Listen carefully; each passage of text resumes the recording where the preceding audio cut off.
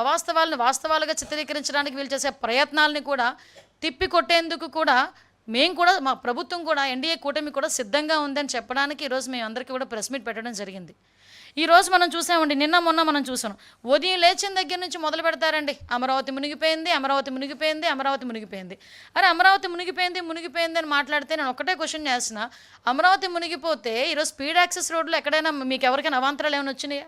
ఈరోజు మీరందరూ కూడా బళ్ళు మీదో కార్ల మీదో ఏదో రకంగా ఇక్కడికి వచ్చుంటారు కదా, ఎక్కడైనా రహదారులు ఏమైనా అడ్డుకున్నాయా? ఎక్కడైనా రోడ్లు కొట్టుకుపోయినాయా? మీరు చెప్పండి.